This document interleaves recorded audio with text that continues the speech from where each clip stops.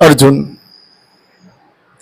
ભગવાન શ્રી કૃષ્ણને કહે છે કે આ જગતમાં કેવા મનુષ્યને પરમ શાંતિ મળે છે, આ જગતમાં કેવો મનુષ્ય પરમ શાંતિને પ્રાપ્ત કરે છે. ભગવાન શ્રી કૃષ્ણ કહે છે કે આ જગતમાં સ્થિર બુદ્ધિવાળા મનુષ્યને પરમ શાંતિ મળે છે. આ જગતમાં સ્થિર બુદ્ધિવાળો મનુષ્ય પરમ શાંતિને પ્રાપ્ત કરે છે.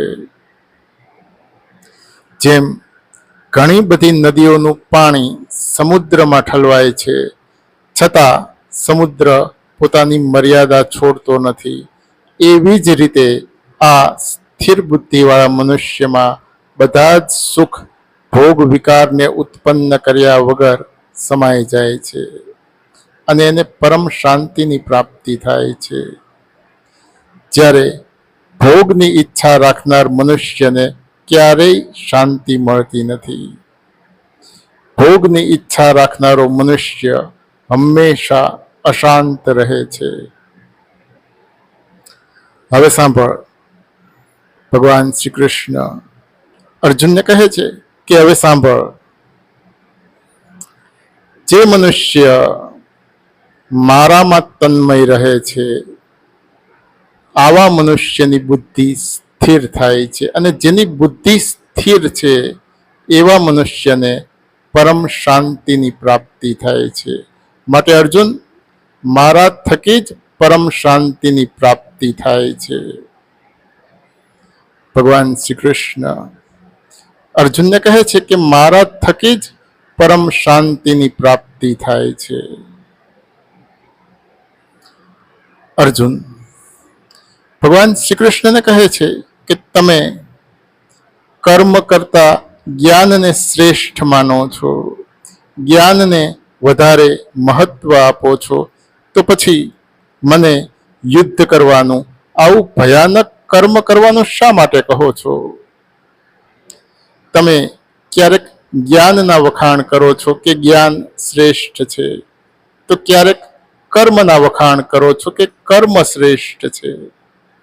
એટલે મારી બુદ્ધિ ભ્રમમાં પડે છે. તમે મારા હિત માટે, તમે મારા કલ્યાણ માટે ગમે તે એક જ બાબત જણાવો કે જ્ઞાન શ્રેષ્ઠ છે કે કર્મ શ્રેષ્ઠ છે. મારે જ્ઞાન માર્ગ ઉપર ચાલવું કે પછી કર્મ કરવું? ભગવાન શ્રી કૃષ્ણ કહે છે કે આ જગતમાં પ્રત્યેક મનુષ્ય પ્રત્યેક ક્ષણ કંઈક ને કંઈક કર્મ કરતો જ હોય.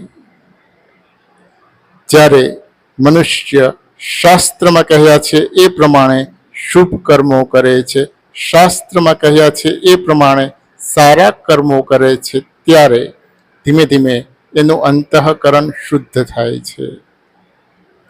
અને જ્યારે એનું અંતઃકરણ શુદ્ધ થાય છે ત્યારે એને જ્ઞાનનો અનુભવ થાય છે. અને જ્યારે આ જ્ઞાનનો લાભ થાય છે ત્યારે એને મોક્ષ પ્રાપ્ત થાય છે. માટે અર્જુન, જ્ઞાન પ્રાપ્ત કરવા માટે પણ કર્મ તો કરવું જ પડે. ભગવાન શ્રી કૃષ્ણ અર્જુનને કહે છે કે જ્ઞાન પ્રાપ્ત કરવા માટે પણ શુભ કર્મ તો કરવું જ પડે, સારા કર્મો તો કરવા જ પડે. અર્જુન ભગવાન શ્રી કૃષ્ણને કહે છે કે માણસે શુભ કર્મો જ કરવા જોઈએ, મનુષ્યને શુભ કર્મો જ કરવા છે, સારા કર્મો જ કરવા છે. પણ પોતાની ઈચ્છા ન હોવા છતાં મનુષ્ય કોની પ્રેરણાથી પાપ કર્મ કરે છે? માણસની અંદર એવું કોણ છે કે જે એને પાપ કરાવે છે? ભગવાન શ્રી કૃષ્ણ કહે છે કે મનુષ્યની અંદર રહેલા કામ, ક્રોધ મનુષ્યને પાપ કરાવે છે. આ બંને મહાન પાપી છે. આ કામ અને ક્રોધ, આ બંને સૌથી મોટા પાપી છે. એટલે માણસે વહેલી તકે પોતાની અંદર રહેલા આ બે શત્રુઓને ઓળખી લેવા જોઈએ અને એનો નાશ કરી દેવો જોઈએ. અને સારા કર્મો કરીને, શુભ કર્મો કરીને પોતાનું આત્મકલ્યાણ કરી લેવું જોઈએ. પોતાનું કલ્યાણ કરવું એ મનુષ્યના પોતાના હાથની વાત છે. જો મનુષ્ય ઈચ્છે તો ચોક્કસપણે એ પોતાનું આત્મકલ્યાણ કરી શકે છે. હવે સાંભળ, ભગવાન શ્રી કૃષ્ણ અર્જુનને કહે છે કે હવે સાંભળ, શુભ કર્મો કરવા, સારા કર્મો કરવા એ મનુષ્યનું પોતાનું કર્તવ્ય છે. એવું સમજીને કોઈ પણ જાતના ફળની ઈચ્છા રાખ્યા વગર આવા શુભ કર્મો કરવા જોઈએ, સારા કર્મો કરવા જોઈએ.